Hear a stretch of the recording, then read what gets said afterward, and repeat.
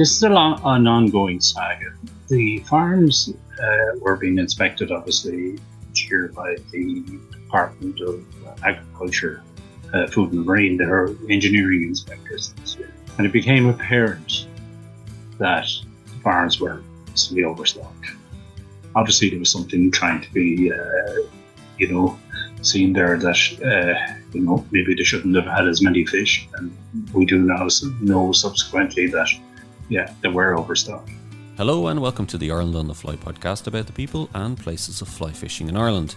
Last year we covered the impact of fish farming on the famous Loch Maree in Scotland, but what about its impact on the wild salmon and sea trout here in Ireland? And just why is the government looking to help the industry develop further in the face of its damaging ecological effects? Well, for this week's episode we're joined by John Murphy from Salmon Watch Ireland to tell us more about the work the organisation does, as well as some recent cases they've been fighting. And John first explained how and why Salmon Watch Ireland came about. We were founded as Stop Salmon Drift Nets in 2004, and we had as our membership at that time a lot of the angling federations. Obviously, in 2006, the government decided here to ban interceptory drift netting, and that was a result of ourselves in Stop Salmon Drift Nets and a UK-based organisation in the southwest of England who launched an EU complaint. And basically then the government was left with no alternative but to ban interceptory drift netting. And that happened in November 2006. Obviously, after that happened, there was a need for us to change our name. We weren't going to be like Christy Moore singing about fellas that were in jail, that were all out of jail. So obviously we decided then that we didn't copy Birdwatch Ireland, but we copied Salmon Watch Ireland. It became more a conservation organisation rather than anything to do with stakeholders like angling, commercial fisheries. So basically we set ourselves up as a conservation organisation, and our stated mission was to bring salmon back to abundance back then. Unfortunately, that hasn't become the case, and effectively this year we're really at a crisis point. So I assume, look, we'll talk about salmon farming, no problem at all. We have launched a complaint there in 2020 in regard to salmon farming in Ireland. Believe it or not, there are no currently licensed salmon farms in Ireland. And that forms the basis of our complaint. What happened, just to give you the history of it, what happened in and around 2006 was the EU decided that Ireland's licensing of aquaculture facilities, both shellfish and finfish farming, was not in compliance with the Birds Directive or the Habitats Directive. So basically what happened at that time was Ireland went to Brussels and negotiated a temporary respite. And basically what happened effectively was there was national legislation brought in which allowed the farms to continue as long as they had applied for a renewal of their license. So they could only continue on the basis of their original license. So basically all the conditions attached to their original licenses had to continue. So it's basically a permit system. Now, that was in 2006, which is now 17 years ago. So we brought forward a complaint and basically said this is not good enough. The sites involved, especially because we were interested mostly in finfish farming, basically had not gone through any sort of appropriate assessment or its environmental impact, both on the environment and on wild salmon. So that's the focus of our complaint, and that's currently being investigated. It was launched in 2020 after maybe 6 months of research, legal research and environmental research, and basically put together a fairly substantial complaint, which is now being investigated by the EU. Unfortunately, the situation as it presently stands is that the cooperation of the Irish authorities, basically the Department of Agriculture, Food and Marine, is not really forthcoming. And The EU is basically saying that, they're trying to progress it in as far as possible, but there are issues with the department here that seem to just don't want to know. But the EU is a fairly strong organisation when it comes to environmental matters, and we hope to see some progress on it this year. So that's basically the situation at the moment. You have about, I think, in the mid-30s of operating, I won't even call them licensed salmon farms, because they're not licensed.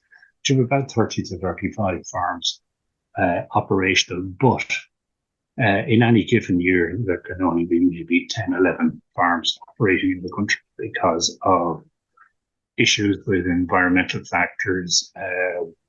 Obviously, Maui owns most of the farms, so you can see that, farms are operating, at a large scale in various areas around the country, but there aren't 35 farms. Like Ireland had at one stage in the 90s, 40,000 tons was basically what was being produced here. In recent years, it's 10 to 12,000 tons. That's like almost 25% of what it was in the 90s. Yeah. Wow. Yeah. Yep. So it has been reduced that much. Simple fact that environmental factors have intervened.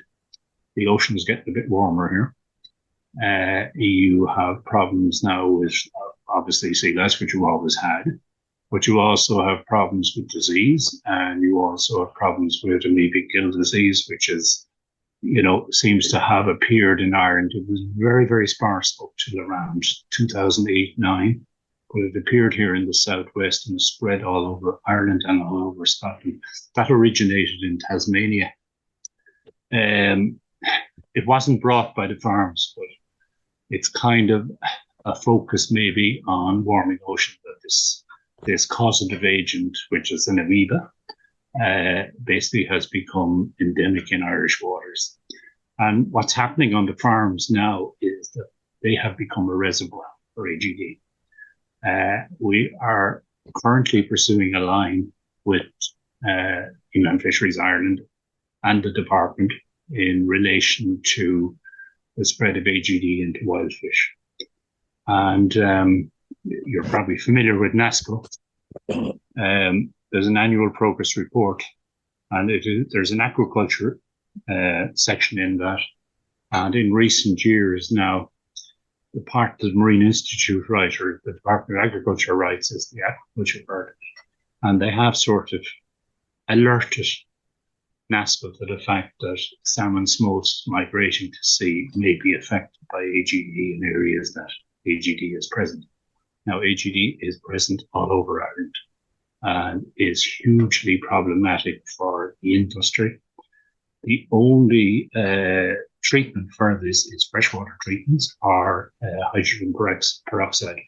So that involves the use of well boats, etc., which is a vastly costly factor in their production cycle. We would say basically that there's huge welfare issues now in Ireland in regard to salmon farming from the point of view of large-scale mortalities.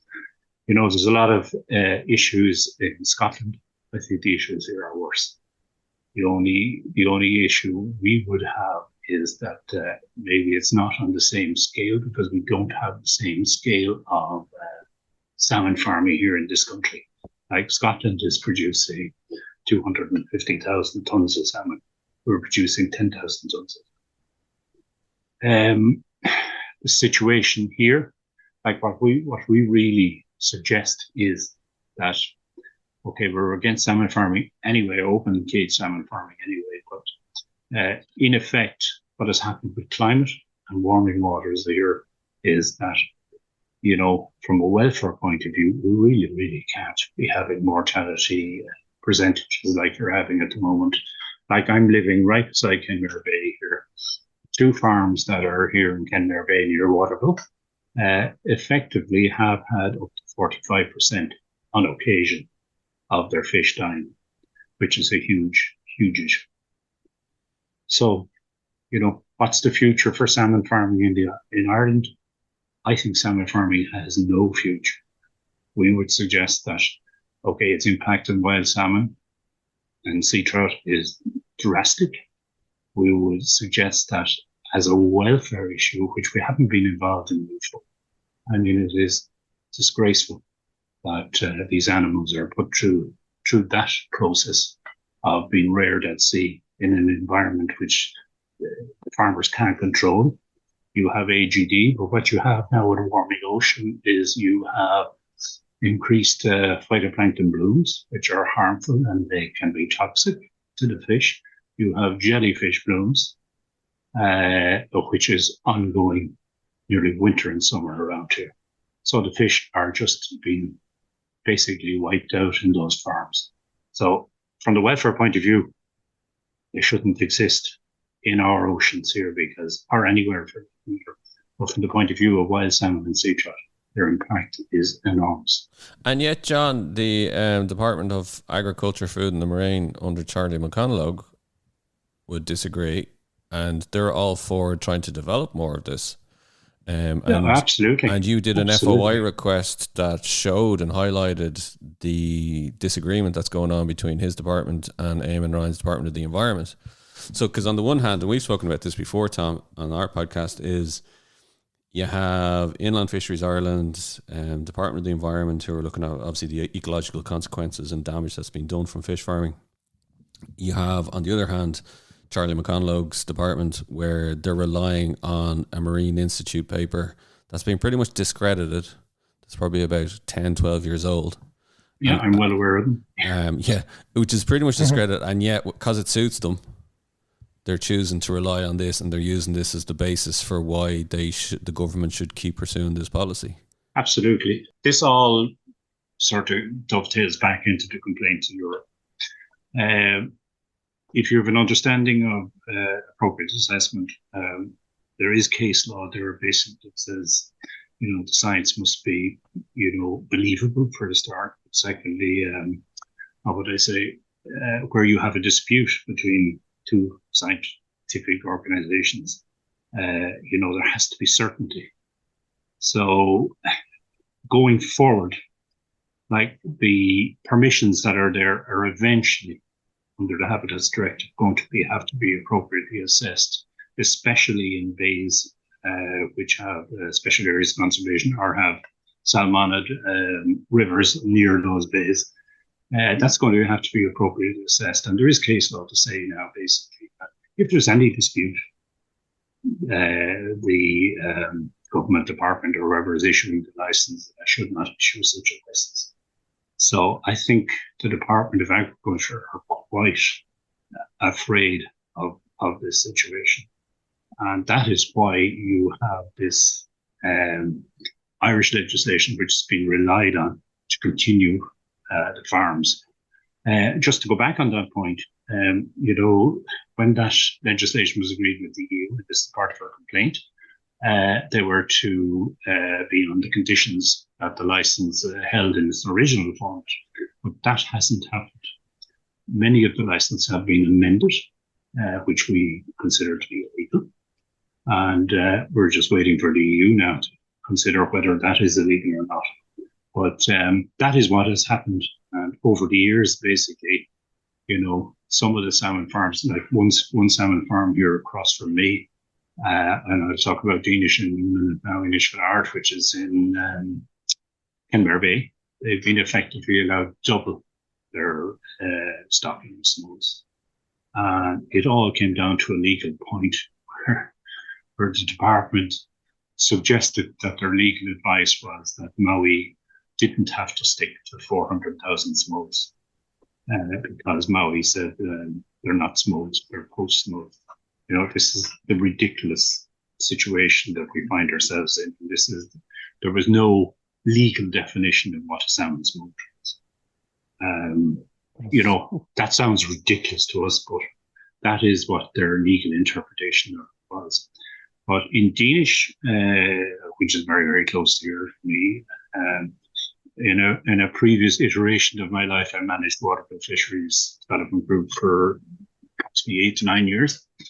Danish was always a problem here. When that started out in very, very early 90s, late 80s, early 90s, decimated sea trout stock here. It made a partial recovery through the 90s and into the 2000s. I managed the system there from 2002 to 2010. The farm in Danish closed in 2004 until 2010.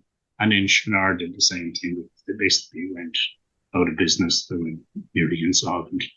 They weren't owned by Maui, they were owned by institutions here.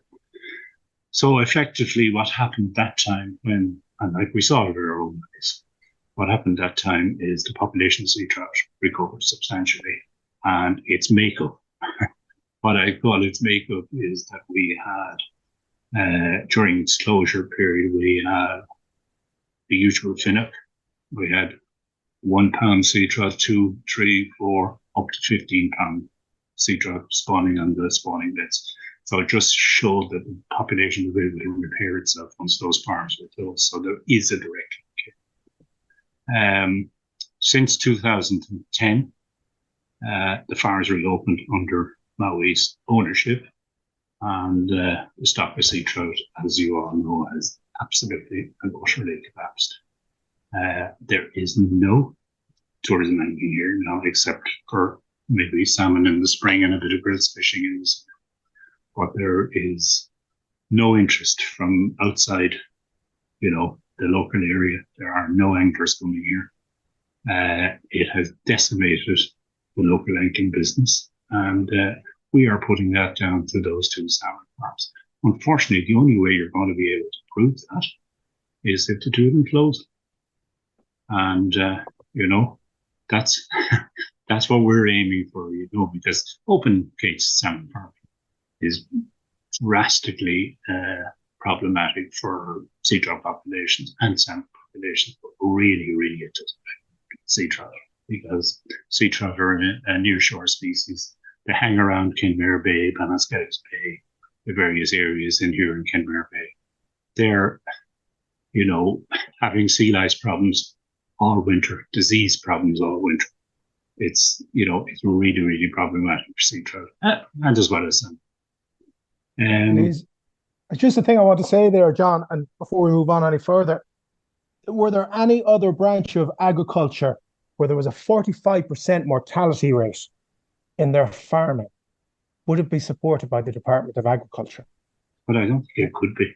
No, it couldn't be. You cite that case there of the farm in Kenmare Bay, there of up to losing 45%. That's scandalous. Absolutely, it really is. Absolutely. But they are fish. That's what's been pointed out to us. A lot of ways, fish die, unfortunately. But any other branch of agriculture, you can have something like that. Wouldn't see them remaining open. It's the welfare issue as well. Now, we haven't really gone into this for the simple reason, we were concerned with the impact it had on salmon and sea trout predominantly, and obviously the local environment. If you're going to farm some of these fish, they deserve some sort of respect from the farming aspect of it. But open cage farming in this location, it's very, very harmful to wild salmonids, but it's also a huge welfare issue. I think if the general public knew that 45% of the salmon that went into the farms here were dying on occasion, would they eat them? I'm not too sure. Do people care enough? I'm not too sure about that either. Does the general public, when they see a side of smoked salmon inside in Dunn's or in a nice restaurant or whatever, they don't equate that to a farm off the coast of Ireland that's losing fish left, right and centre and dying. There's a general ignorance, John, all right, and that's, the worrying fact about it, I just finished a book and I'd highly recommend anybody listening to read it. It's called The New Fish, The Truth About Farm Salmon. Yes, I've heard about it, I haven't read it. Yeah, you will not look at a packet of farm salmon in the same way ever again. I just highly recommend people just read it, just to educate yourself on it. And I always say anything, just educate yourself on it. Just make yourself aware. And when you read up on this kind of stuff, you know, for me, there's only one kind of conclusion you can come to. But it is incredible because, like, when you look at kind of in terms of when they take you through in terms of the development of fish farming in Norway and how pretty much they were given carte blanche, and then the power of the industry and the billions of euros that was being made around the world in relation to it, that it's kind of nearly like the horse is bolted. And, yes, you know, how much further can we allow it to go? Now, I know, obviously, you know, we're looking at, hopefully, you know, maybe, you know, closed containment, closed pens on land will be the answer. But I'm just fascinated from an Irish perspective. There is still are they looking to develop the industry? Do you think develop more farms in Ireland and really try and, you know, that we're only scratching, or we're only at the tip of the iceberg in terms of how much more they could actually develop? they are trying to develop farms, obviously, and expand the industry. We and other NGOs stand in their way. The general public, as of yet, doesn't stand in their way.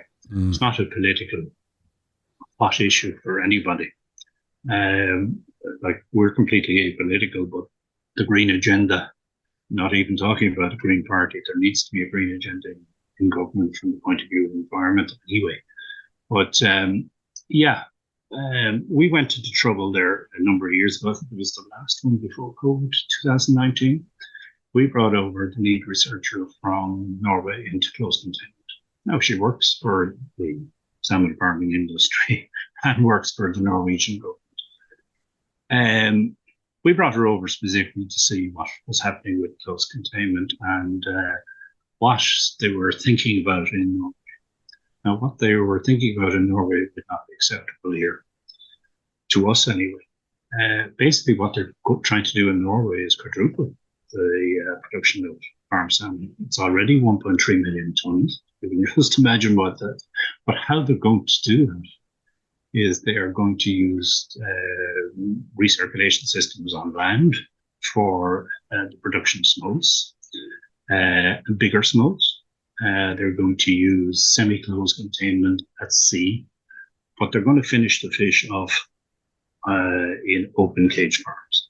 So that's the big problem. They don't envisage having a closed containment system, and anyone that says they do, they're not talking right, because we went into trouble of bringing that lady over, and she told it as it was. She told us what way the Norwegian government were going and not what way the industry.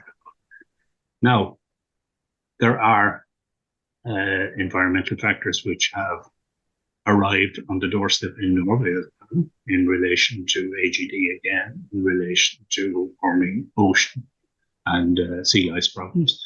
So they may have to think again. But I think that industry, as it presently is constituted in Norway and here, will not survive. Now, talking to people that had been involved in the industry over years tell me that the economic losses of Norway will not keep them here. But I would think that's probably an environmental issue that will force them out of here, that they won't be able to make enough money. But unfortunately, the damage continues. Yeah, exactly. And actually, speaking of which, I think it's well worth maybe mentioning, and just to give people an insight in terms of kind of the bureaucracy and how things work over here. If you look at Ballinskelligs Bay and the fish farm, the maybe just give us the background to that case. So the minister at the time revoked the license. I'm very familiar with it. Yeah. The license was revoked. It became apparent there. I think the Friends of the Irish Environment made an FOI request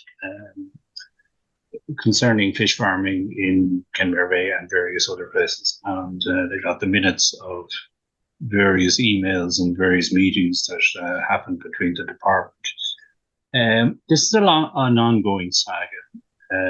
The farms were being inspected, obviously, each year by the Department of Agriculture, Food and Marine. Their engineering inspectors, and it became apparent that the farms were mostly overstocked.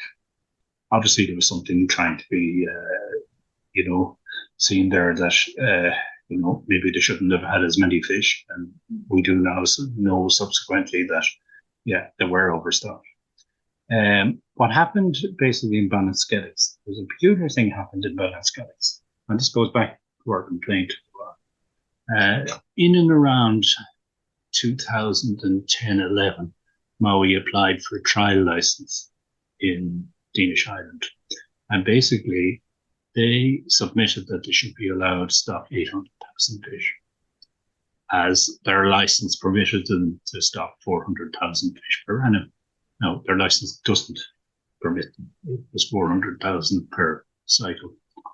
But the state gave in and gave them a license. Now, that was subsequently challenged by the Waterville Fisheries Development Group in the High Court, and unfortunately it didn't go their way.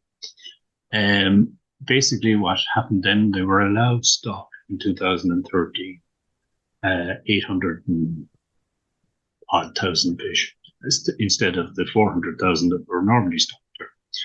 Even though we have sort of historical data would say that was being overstocked all the time anyway. They put those fish in. That was to last our trial license for 2 years. But basically, just before the 2 years was up, they needed to restock with smolts, and they put in another 800,000.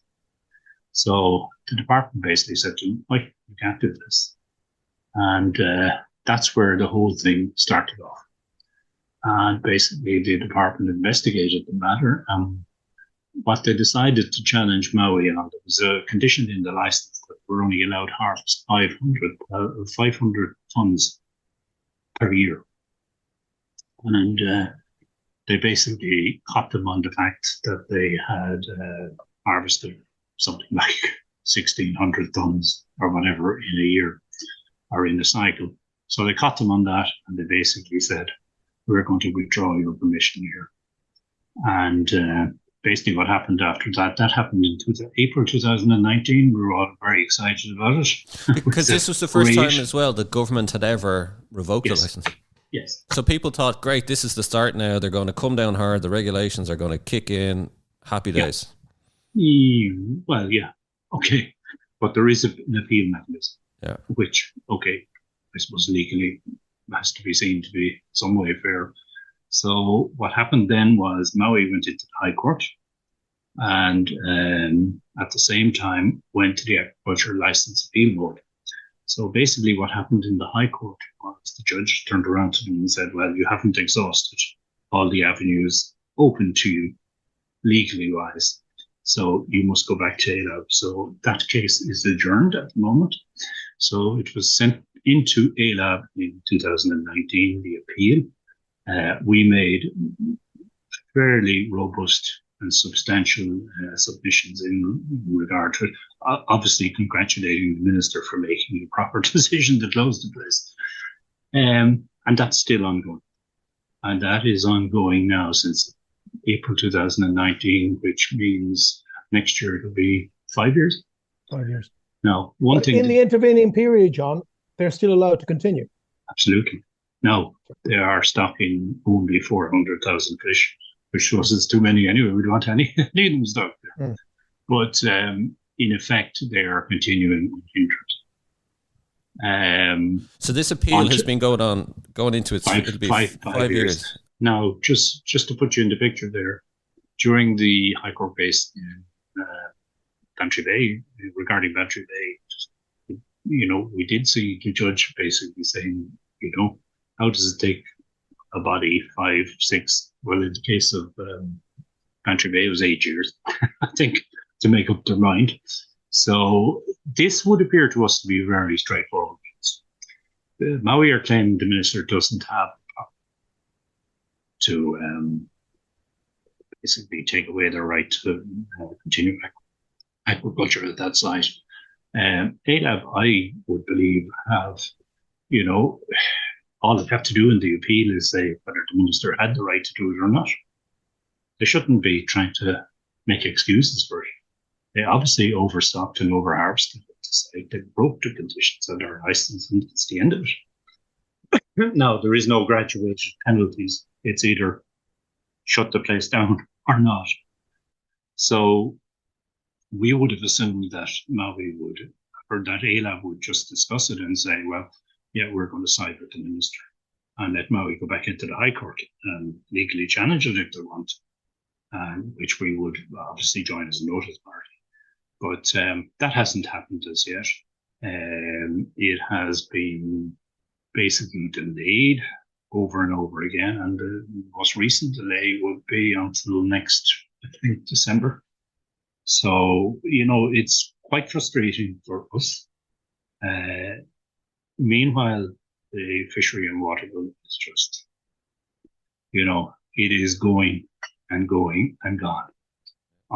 Unless, if we were able to stop those two farms, we might be able to see some regeneration of the sea trout salvage. If you're a fly tyer or want to get into fly tying, then this is for you. Ireland on the Fly have teamed up with Fulling Mill to give away a box of fly tying materials with free shipping to one lucky listener each week. With more than 1,400 products to choose from, each perfectly packed by hand, their new range of fly tying materials warrants closer inspection. Anyone wanting to see them in person and handle them could do well to get along to the Irish Fly Fair in Enniskillen, County Fermanagh, of which Fulling Mill is one of the sponsors. Held over the weekend of the 18th and 19th of November, you can not only see these materials been put to their masterful use by the likes of Jackie Mahan, but you can stock up from Fulling Mill dealers like Rogers Tackle, who will be laden with new stock at the show. From dozens of exciting new dubbings, chenilles, yarns and wools to perfectly prepared and packaged marabou, zonkers, deer belly and bucktail, the range is going down a storm. And this week's top mover is their new Eco Warrior dub, so be sure to check it out. So, to be in with the chance of winning the £50 worth of materials, just answer the following question. Which county is holding this year's Irish Fly Fair?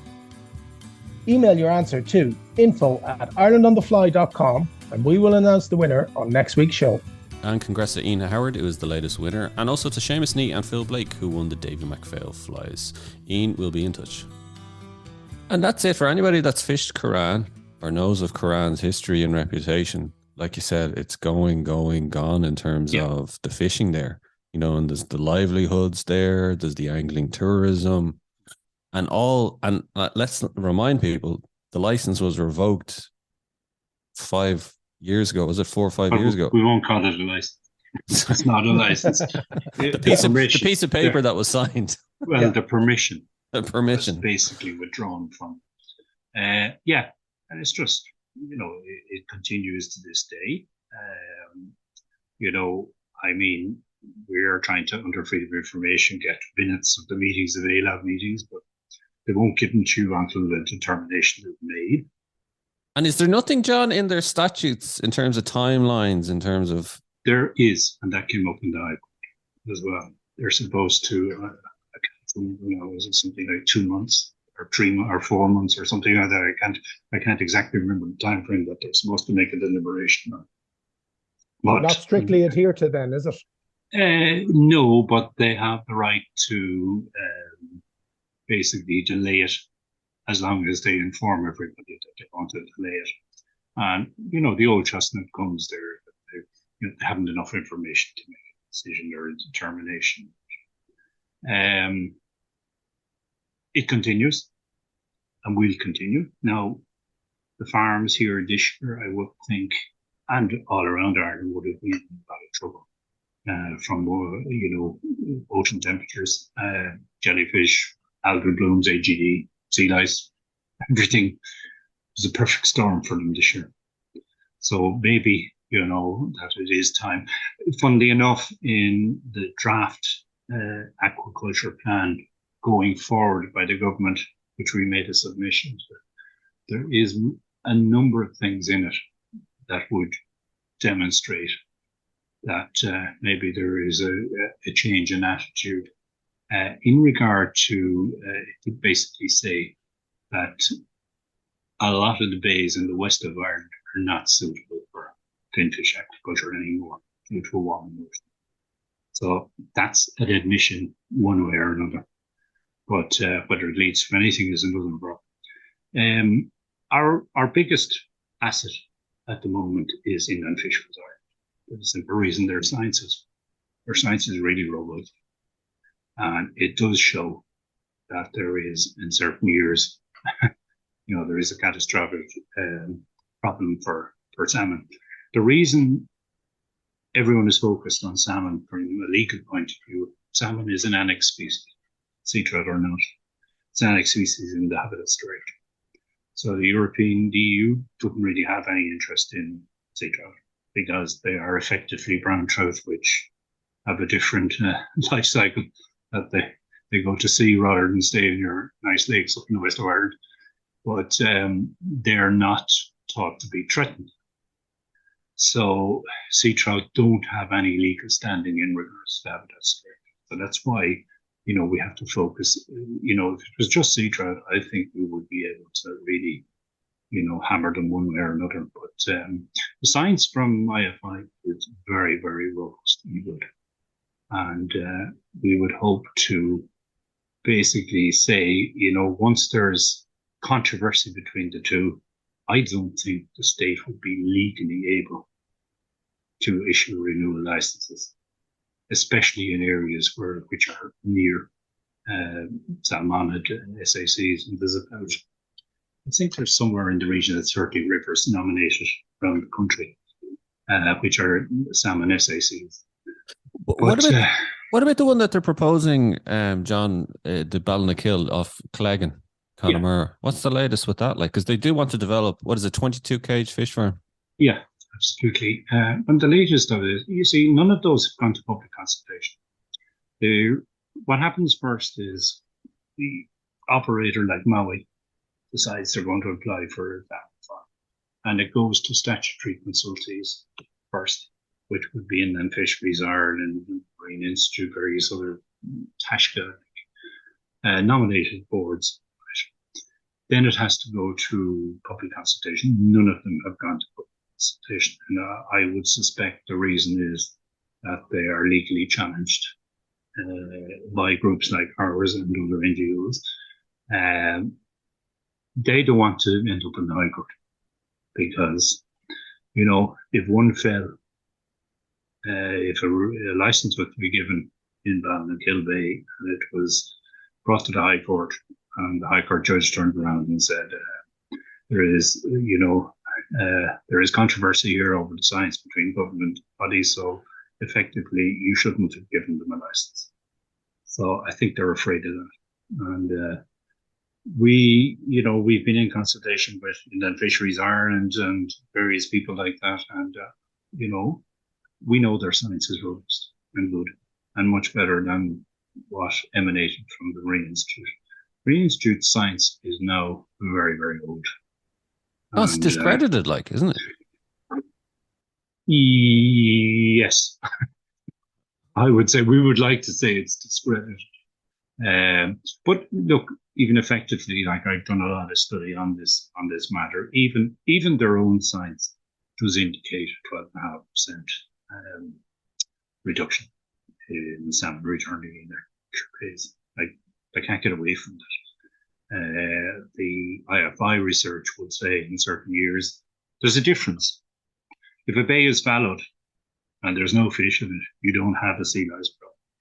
If a bay has only recently stopped smolts, as long as there's only one farm in the bay, probably not going to have a real problem with it. Either you'll have a less effect or a little bit more than if it was fallowed. But if you have grower fish, you're going to have a problem. For the simple reason, sea lice have become, endemic in that particular bay and are being produced at an alarming rate of warming waters and whatever. And then you have the other issues like AGD and viral diseases. But the big impact seems to be in years when there are grower fish in these farms. And, that's the real problem. And I mean, I think the Inland Fisheries Ireland research is pointing to a 50% decrease in some years of returning adult salmon. And that's effectively years probably when there are grower fish on nearby salmon. But this is not, the effect is also in Norway and has been proven to be in Norway. They would suggest that the biggest anthropogenic man-made effect on wild salmon now in Norway is fish farms. And it's killing wild smolts, migrating to sea. They're looking at, I think, a reduction of 30 to 50,000 adult salmon returning. And if you take that as anyway a 5% survival rate of salmon coming back, that's an awful lot of smolts being killed. You know, it's probably, what, a couple of million smolts being killed each year in Norway. Wild smolts being killed by aquaculture. Now here, yeah, we're probably getting, obviously smaller numbers, but no less problematic for systems in the west of Ireland and the southwest. But for me, though, John, it's akin to the kind of the smoking brigade, the tobacco industry back in the day, or even the early climate change deniers. The science is incontrovertible. I think it's fascinating, though, even like it's just in relation to bring it back to, and again, just to look at kind of government policy on this. And you mentioned the Marine Institute, and just in, there's an article on the Salmon Watch Ireland website where you detail, the row between DAFM and the Department of Environment. And McConnell, in his 10-page response, insisted the regulatory regime is fully compliant with the state's environmental obligations, and appropriate assessments are carried out by the Marine Institute. The Marine Institute said, as scientific advisors to DAFM, it is fully engaged in the process of providing scientific advice as part of the regulatory system in place of the licensing of aquaculture. This is the kicker for me. The function of this is to develop the aquaculture industry in a sustainable way. Like, I haven't everything you've just explained and talk about, smolts and talk about disease. Well, it's not sustainable from the point of view of wild salmon. End of story. Like that's effectively as it is. If you brought it on land, still okay. It probably would. It obviously wouldn't affect wild salmon. It's the cost to the industry, and that seems to be the issue from the point of view of the industry. Because I'd say the industry would have leapt on board if cost was going to be similar, but they're trying to mind their obviously profit lines and whatever. The problem here, I think, is that they will get exhausted from climate-related issues and they will go. The problem here is, though, how long is that going to take? And what more issues do we have, coming down the line with various diseases which are going to, become common or more common with environmental factors here now, with the warming water. And, like, there's no coincidence that you have jellyfish and harmful algal blooms now killing salmon in cages, because, like, it's just an inevitable fact that with a warming ocean, you're going to get more and more. And even with the sea lice, like, their generation time is reduced in warmer waters. So you're probably having production of sea lice on salmon farms 12 months ago. Because, maybe years and years ago when the industry started, you mightn't have had an issue during the winter. Certainly now. John, you just mentioned there, you used to work in the Waterville fisheries. Is this full time for you at Salmon Watch Ireland? Is it something you do on a volunteer? We're completely volunteer. Where do you get funding? Do you get any funding? We did get funding during the Driftnet campaign. We obviously fundraise for court cases like we had recently in the judicial review. Not enough, obviously, but it was one of the issues that the ALAB and the department brought up, that we were, going around collecting money to launch legal proceedings, and that we shouldn't be doing that. I don't think the judge took much notice of that anyway. But we have some membership. We run a conference most years. During COVID, we ran them on Zoom. But, what we're trying to do, like, we've a conference coming up, I don't know when this is going out now, but we've a conference coming up next Sunday morning in Limerick. And basically what we try to do is bring people in that can be informative. The one next week is on water quality, farming. There's a couple of guys joining us from the River Shore, from Delphi, and indeed from the River Boyne.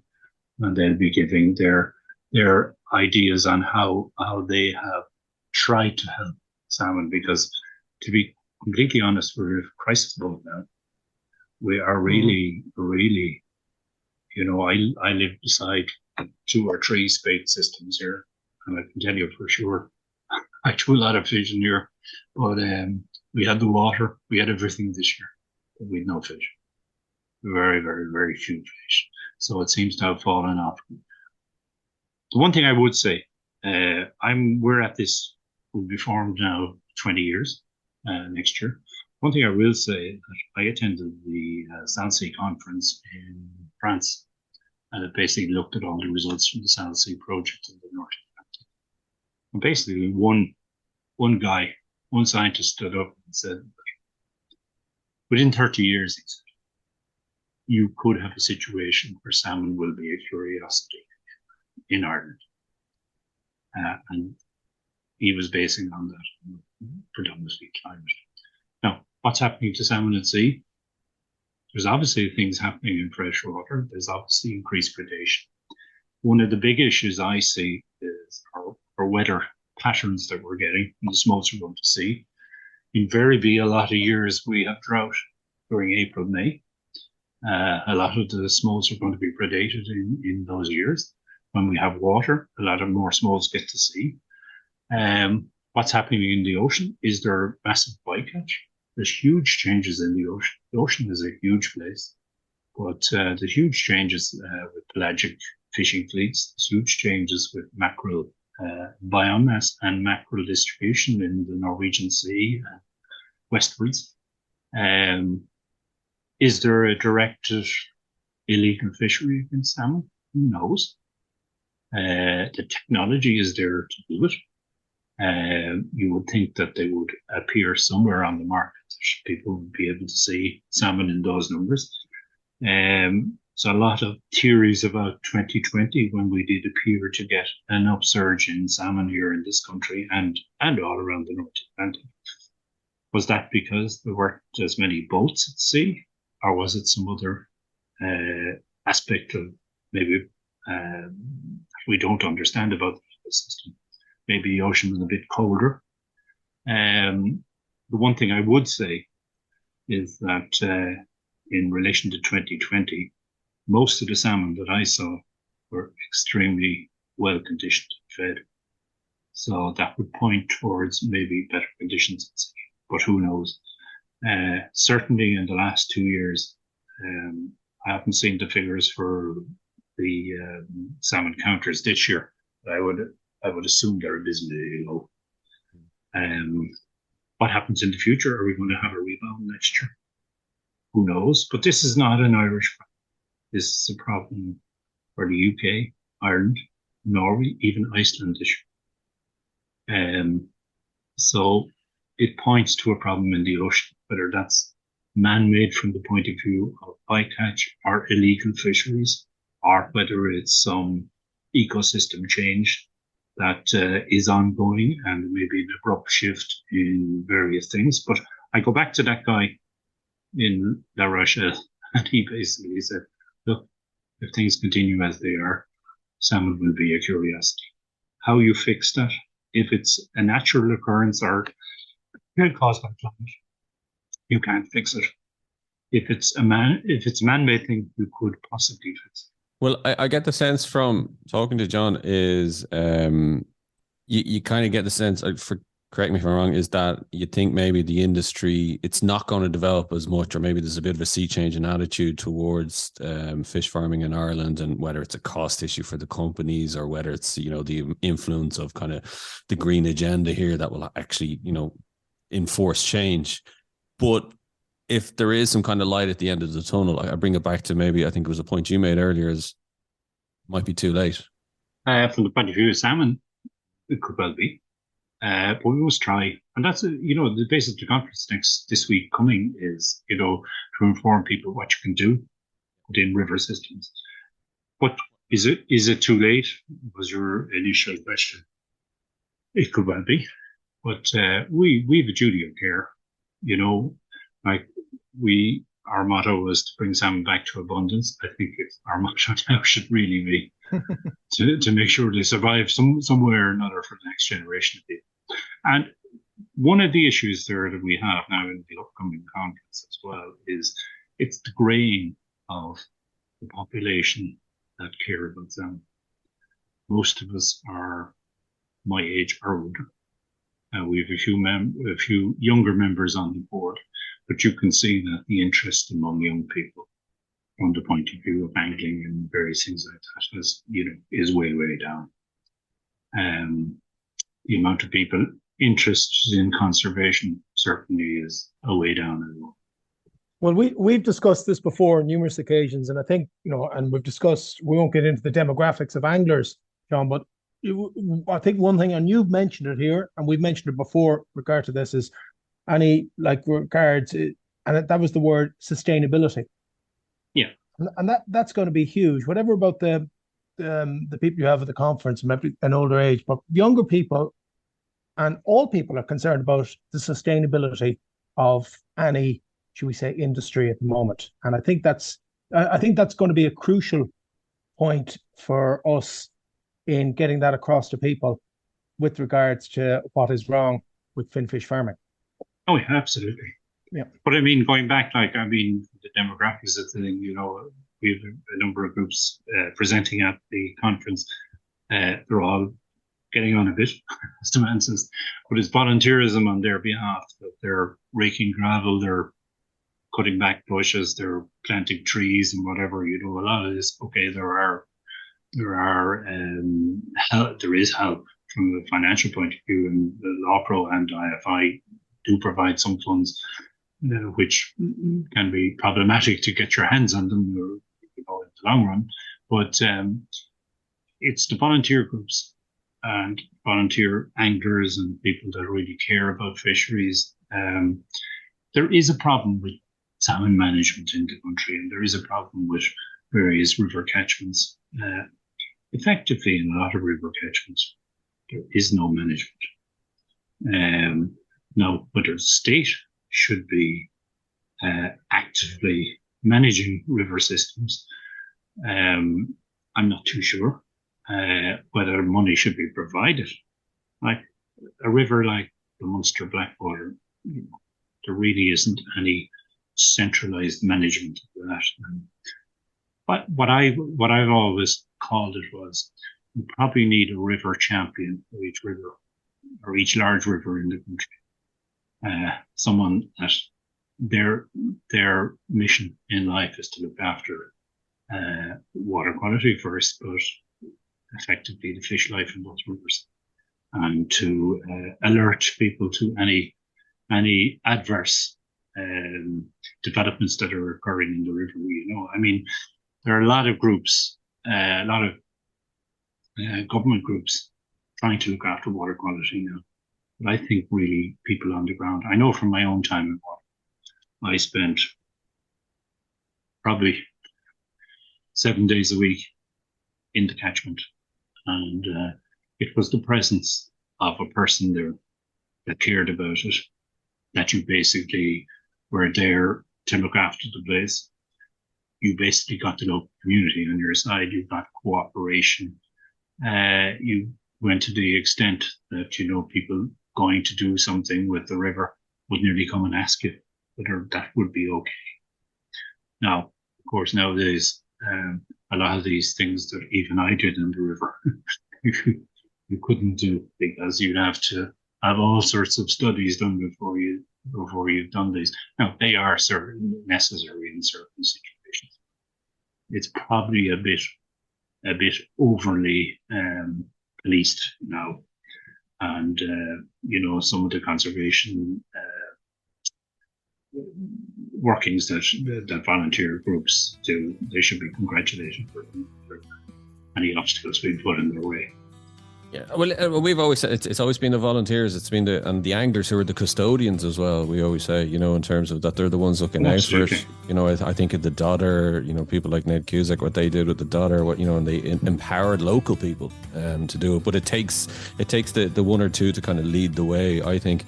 But John, it's been brilliant talking to you. I'd recommend people go to salmonwatchireland.ie. There's a lot of great articles, information for people to inform themselves, educate themselves about it. You've given us us a great overview in terms of kind of, fish farming, the cases that you guys are fighting for. So keep fighting the fight. And like I said, hopefully it's not too late. Thanks very much, anyway. Our thanks to John Murphy for joining us on the show. Don't forget to rate, review, and follow the Ireland on the Fly podcast on Apple, Spotify, or wherever you get your podcasts from. Plus, you can keep up to date on IrelandOnTheFly.com as well as on Instagram. And myself and Tom will be back with another episode about the people and places of fly fishing in Ireland.